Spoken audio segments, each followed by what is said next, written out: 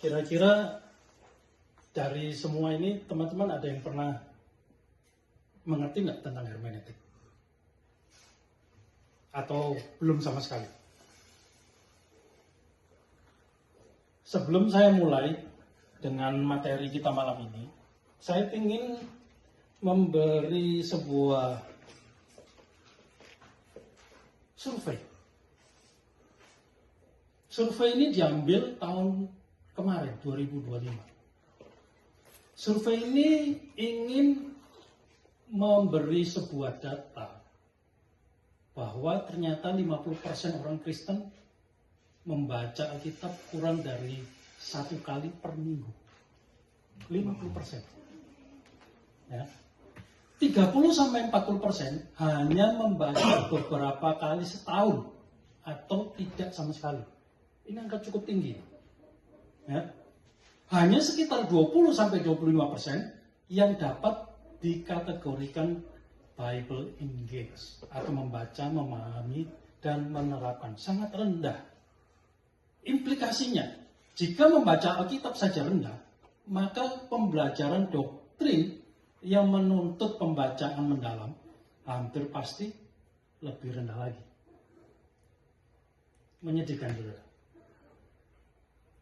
Pemahaman doktrin dasar ini diambil oleh State of Theology, survei State of Theology. 56% orang Kristen setuju bahwa Yesus adalah ciptaan Allah yang terbesar. 56%, lebih dari 50%, saudara. Ini saya baca ini saya terkejut-kejut saya. 60% tidak yakin Roh Kudus adalah pribadi ilahi. 43% percaya kebenaran bersifat relatif. Implikasinya, ini bukan masalah minor, tapi krisis kristologi dan trinitarian di tingkat jemaat. Pola kehadiran gereja, menurut Pew Research, kehadiran ibadah mingguan tidak otomatis berbanding lurus dengan pembacaan Alkitab. Banyak jemaat yang rajin ibadah, tetapi lemah pemahaman doktrin. Kesimpulan empiris, gereja berhasil menarik jemaat ke ibadah, ratusan bahkan mungkin ribuan. Minggu lalu saya ke Refine, itu jemaatnya 3.500 kali ibadah. Saya datang ke gereja itu kan, wow, ini gereja atau apa ini? Ada kafenya, ada bookshop. Luar biasa. Ibadah ada 2 tempat, di dalam dan di luar. Yang tidak suka di dalam, bisa di luar. Tetapi gagal membawa jemaat ke pendalaman iman. Dari ini, analisis teologis atas data survei, secara teologis gereja modern sering menekankan pengalaman, praktek, tetapi melemahkan kebenaran doktrinal. Amsal 19 ayat 2. Tanpa pengetahuan, maksudnya pengetahuan di sini berarti firman ya. Kerajinan pun tidak baik. Emosi ibadah tinggi tidak sama dengan iman yang benar. Boleh gerejanya meriah gitu ya, musiknya luar biasa, tapi ternyata tidak sebanding lurus dengan iman yang benar. Ini kenapa? Karena krisis pengajaran.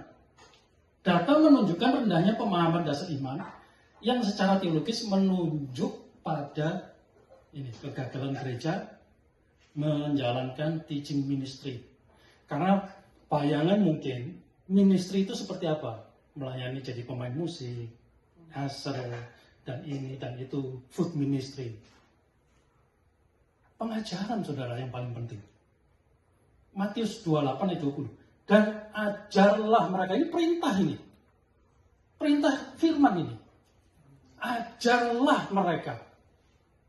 Gereja lebih fokus mengumpulkan daripada memuridkan. Ada survei sebenarnya, tapi saya tidak tampilkan di sini bagaimana minat dari generasi muda terhadap gereja. Menyedihkan.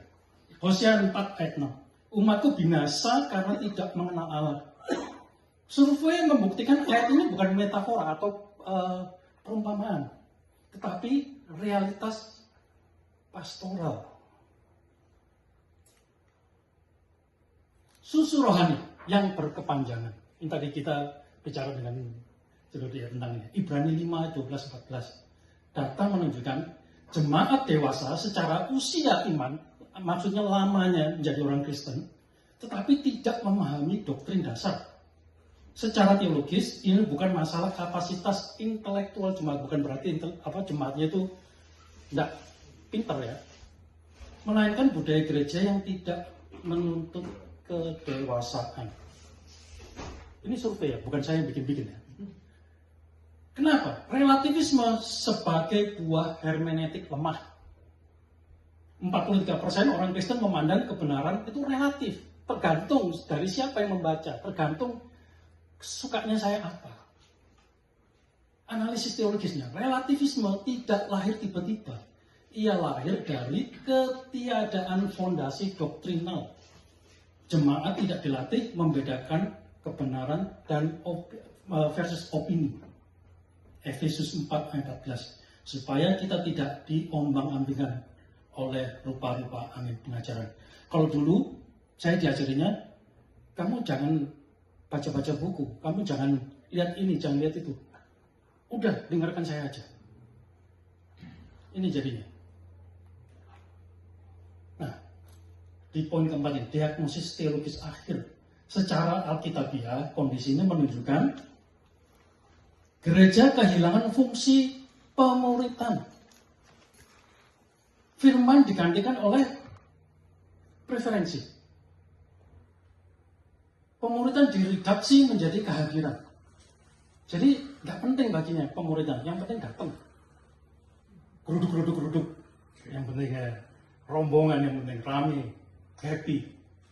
Hermeneutik digantikan oleh slogan. 2 Timotius 4 ayat 3. Mereka akan mengumpulkan guru-guru menurut kehendaknya. Fenomena ini sekarang banyak.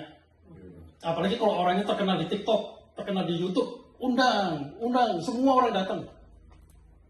Ya, orang terkenal. Angka-angka survei adalah cermin teologi memberi diagnosis. Alkitab menuntut respon dari kita, dari jemaat. Ya, jika gereja tidak kembali pada pengajaran sistematis, hermeneutik yang sehat, pemuritan ini, maka krisisnya akan semakin dalam, bukan membaik. Akhirnya kekristenan hanya menjadi sejarah, bahkan kelamaan menjadi fosil. Untuk itu makanya kenapa saya dan Paulus sepakat untuk memberikan pengajaran. Pengajaran ini mungkin agak berat, tapi harus dilakukan. Sama seperti bayi. Nggak mungkin jadi bayi terus. Nggak mungkin makan bubur terus. Nggak mungkin disuapin terus. Saudara harus bisa menerima makanan keras. Menunjukkan kedewasaan rohani saudara. Nah, kita masuk kepada materi kita. Pengantar hermeneutik. Apa itu definisi dari hermeneutik? Hermeneutik berasal dari kata kerja Yunani, hermenia, yang berarti menafsirkan atau menerjemahkan. Nama ini diambil dari cerita atau mitologi Yunani. Ya, dewa Hermes. Dia fungsinya memberikan pesan dari dewa kepada manusia. Dalam konteks studi Alkitab, hermeneutika adalah ilmu dan seni menafsirkan Alkitab. Dan tentu bukan tidak ada aturannya. Ya. Kenapa?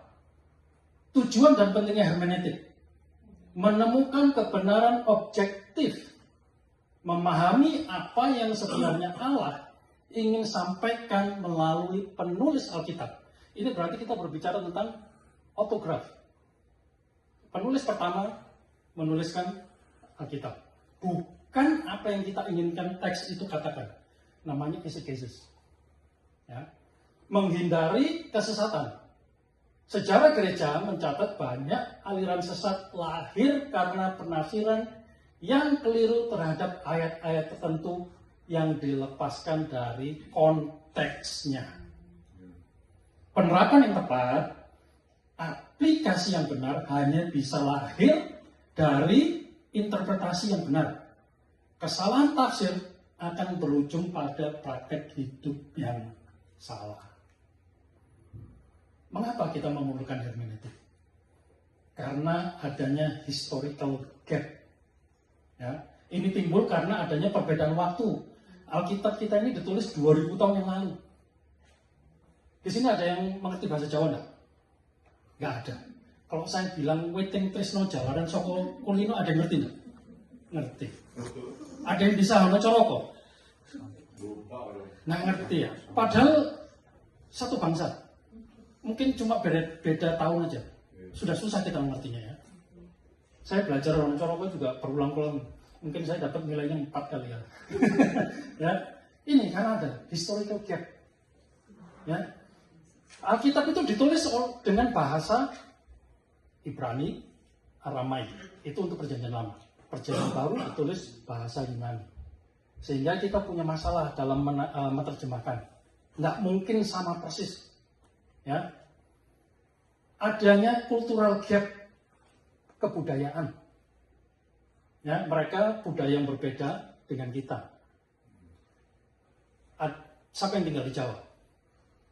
Karena saya orang Jawa, saya ngertinya budaya Jawa ya. Oke. Waktu saudara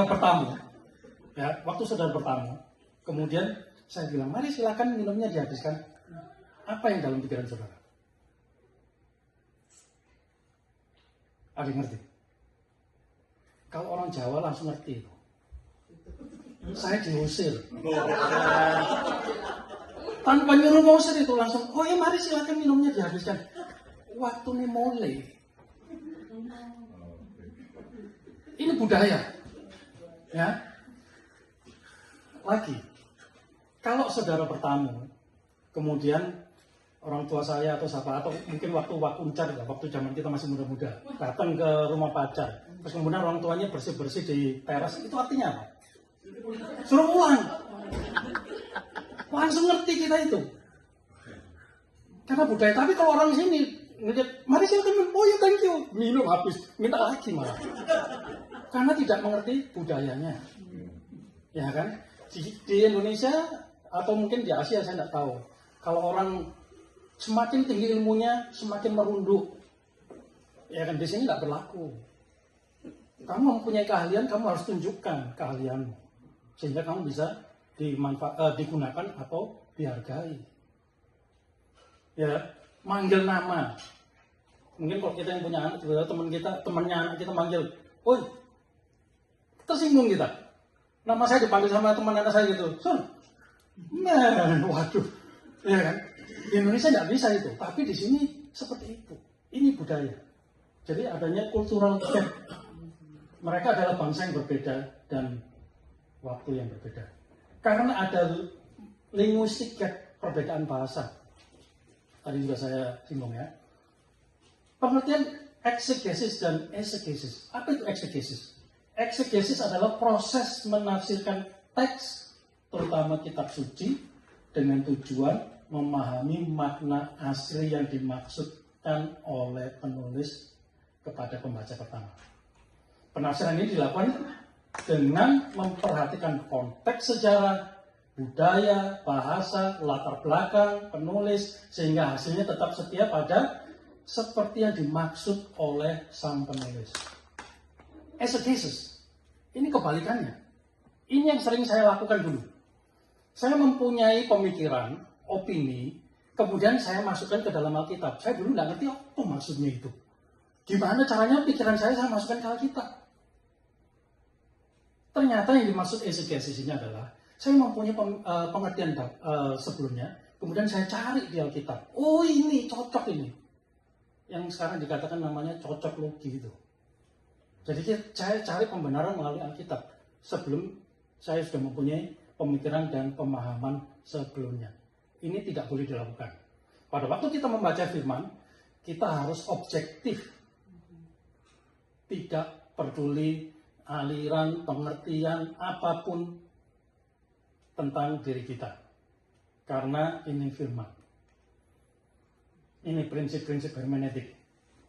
Pertama, jangan melepas ayat dari konteksnya. Kita baca Matius 5 ayat 37a yang berbunyi, jika ya, hendaklah kamu katakan ya. Pernah dengar gak ini? Dipakai untuk apa? Kamu harus jujur. Karena ayat ini juga saya sering ditujukan kepada saya. Ayo, katakan ya jika ya. Selebihnya dari untuk memaksa kita untuk berkata jujur.